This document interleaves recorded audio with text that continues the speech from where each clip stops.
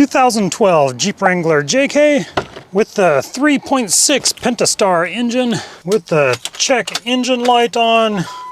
We've got our code reader here. We're going to read the codes real quick.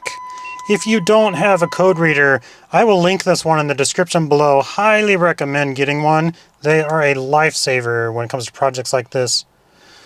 Let's let it connect to the vehicle. Check engine lights flashing. Read codes.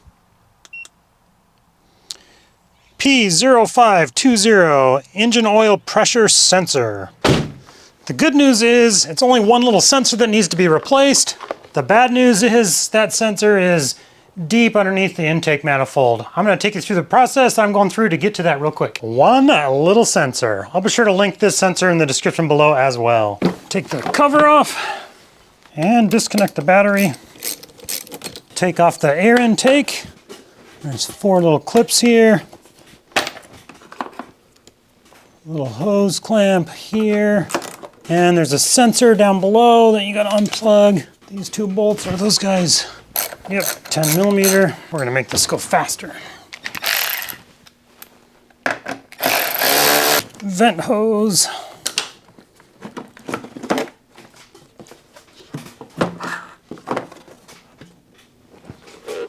On the bottom, that's where that one little sensor plugged in. Now, this is totally a doable job, but my recommendation for anybody that is tackling something like this, find your own method, but keep things organized. So me, I'm really diligent, so we'll go A, B, C. So I label everything so I don't miss something, get something back in the wrong order. If that's just me, you can do it your way. And we'll pull some of these vents and hoses off, get them out of the way. Around on the throttle body here, this little red tab pushes back. You can push that down and get this sensor disconnected. Let's see, it just slides off of there, it looks like. And we're gonna have to pull this little Christmas tree here. Need a better puller here. Just using a little screwdriver here, it's not the way you do it. There you go. And then another sensor up here. And then I believe there's 2 little bolts. No, it's just a little Christmas tree. Pull there. And one more right here. Got that wire loom disconnected. Another vacuum hose on this side. Let's get this little bit of insulation out of the way. Now we can move on to removing the upper intake. There's 7 10 millimeter bolts we're going to remove. There's 1, 2, 3, 4, 5, 6, and a 7th one on the back side there. And then over on this side, these are 10 millimeter bolts. We're going to remove those 2 and those 2 off of those brackets. But before we do that, we're going to take a little bit of compressed air, and I'm just going to blow off any dirt or debris that might be around here. Don't want anything falling down into our intake. Got some new flex head box end wrenches I'm trying out. Ratcheting wrenches and 2 bolts underneath to take this bracket off. And this back bracket here, once you have the 2 bolts off, if you follow this bracket down, there's 2 13 millimeter bolts. There's a couple more little Christmas trees you gotta pull off. There's one there, a wire loom down here. But down at the bottom, there's a little 13 millimeter bolt down there and a little stud over on this side. You gotta loosen both of those so this bracket will fall away a little bit so you can lift up the intake manifold. Okay, we got those 2 bottom bolts loose enough so this bracket can pull away. You don't have to take them completely off, just loosen them. You're gonna need a little swivel head. And this is a 5/8 inch socket. Little swivel head to get this one on the back.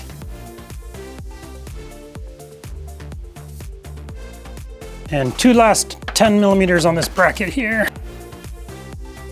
And 2 on the back side of that same bracket. And one last little wire loom Christmas tree bracket stuck on the back side of the intake here. And with that, the intake should come off here.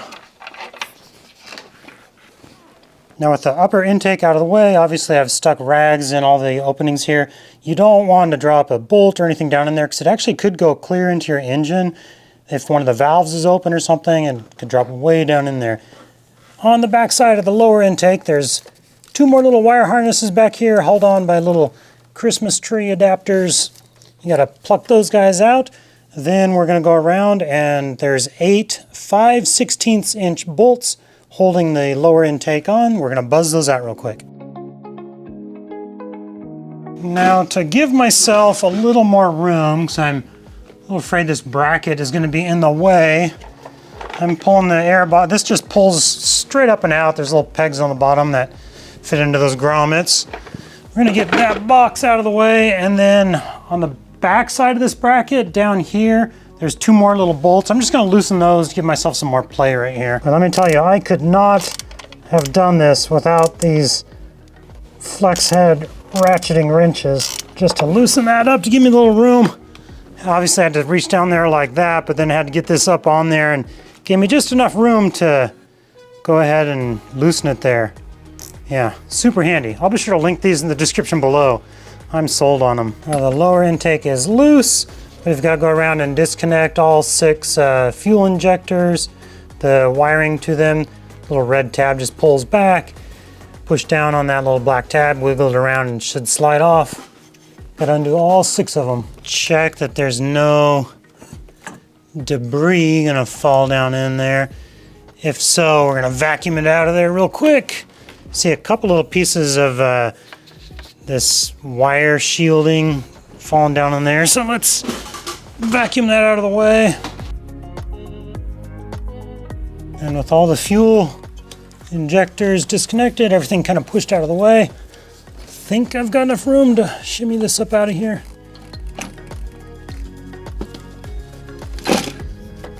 This bracket is still giving me trouble right here. If this was out of the way, that'd be a lot easier.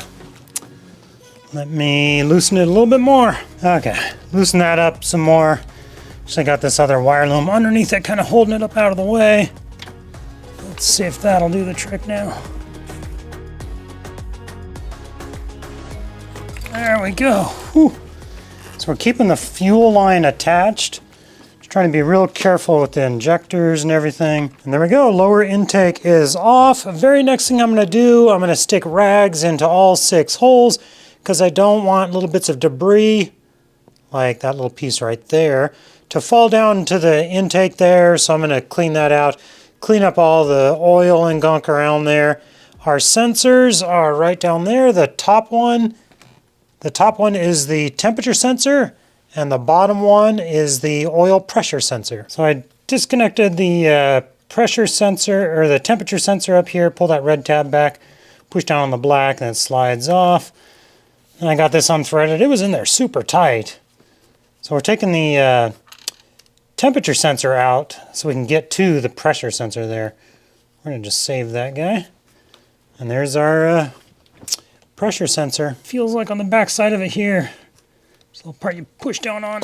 Here we go. Now we can unbolt it. And this pressure sensor is 27 millimeters, which I do not have. You can't, I have a socket, but you can't get a socket on it because of these coolant lines down there. So they're a little bit flexible. No, it might just be a slow process here. Oh, look at that. Look how good that fits. This is a 1-inch wrench, but I just took a little, I had 2 of them. I only need one 1-inch wrench. So I made this a 1+. Just shaved a little bit off of it. Now it fits on there great. That'll do the trick. All of that just to get that one little sensor. I'm going to put a little Teflon tape on the new sensor, even though it does have a little bit of the orange goo on the end of it. It doesn't have hardly any. I don't want it to leak. I'm going to reinforce it with some Teflon tape. Get this put back in. Get the temperature sensor back in. This is the pressure sensor. Get the temperature sensor back in. Hook that all up. get everything all cleaned off. Then we're also gonna put new gaskets on, super important. We are gonna be putting new manifold gaskets on. We'll get to that. I'm cleaning up the gasket surfaces, use a little bit of brake clean, and then some of these areas where there's like kind of burnt on carbon, I'm taking a brass brush and just lightly going over those spots, breaking it loose, and I'll go back over all of it again with brake clean. Oh, did I mention I got the 2 sensors in place? Check. I've got a new gasket set here. We'll get it in the bottom of the lower intake. This is actually the bottom here. So I'll be sure to include a link in the description below for like the new gasket set and all that stuff you're gonna need if you're tackling this job. I'm just gonna take a pick here and pull these old gaskets out. And yeah, these are just deformed and not very supple or pliable anymore. So we're gonna get all new ones in there. New gaskets are in place. Everything is squeaky clean down here. Go ahead and pull my rags out and we'll drop the lower manifold back in place. So it seemed to actually go back in a little bit easier than it came out. You gotta make sure that the bolts are like pulled up when you're putting it in place because they'll try to get hung up. So make sure they're pulled up and you can kind of feel when they fall into place, but you can tell that's pretty good. You can see all the bolt holes are lined up. Let's see, intake manifold bolts, upper and lower, both get 71 inch-pounds. This is courtesy of the Haynes manual, gotta give them credit. And there is a torquing sequence as well. Let's see, 3.6 V6. Lower intake manifold bolt tightening sequence. So we're gonna start, let's see, there's 1, 2, where's 3? Oh, there's 3. 1, 2, 3, 4.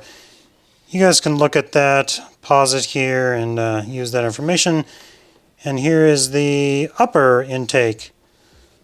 1, 2, 3, 4, 5, 6, 7. On the back side, there's those 2 wire loom Christmas tree connectors that gotta go back in place. And I'm gonna go around and connect all of the fuel injectors back up. Make sure I get them in the right spot. And of course the 3 fuel injectors on this side as well. This bracket makes it a big pain, but you can do it. Okay, we got the top end of the lower intake cleaned up and new gaskets in there. Next, we are gonna put our little foam piece back in place that we took off that goes here. And then we are gonna install the upper intake. Got it all cleaned off. Now the screws here, you're not gonna, these won't come all the way out, but you do wanna have them all backed off. So pull them back until it kind of catches, pull on it and kind of back it off a little bit, just so it'll stay in place. Because otherwise all these little screws will kind of keep you from getting it in the right spot. Pull them back, twist a little bit, and they should stay up. And we'll set this back in place. So I went through and torqued down the upper intake here. You can refer back to when I showed you the torque sequence. There's a proper torque sequence to use. Start back here on the back side, and I'm gonna go around the engine, everything I undid. Just very carefully put everything back exactly how it was, paying attention to any wire looms, any of those little Christmas tree, I call them Christmas tree fasteners, any of those that I pulled out. I'm gonna go around and get all those back in place, hook up all the vacuum hoses and everything. Then I'll hook the battery back up, hop into the Jeep, put my code reader back on. Like I said, if you don't have a code reader, get one. I'm gonna hook the code reader back up, reset that code, erase it, and take it through some drive cycles, and hopefully that fixed our issue. Thank you guys so much for watching. If this video helped you out and you want to show your support to the JeepSolid Garage, consider checking out my Patreon page where you'll get a little bit extra content and some pictures and things there. That lets me know you guys like this stuff. Give it a thumbs up. Thanks for watching and have a good day.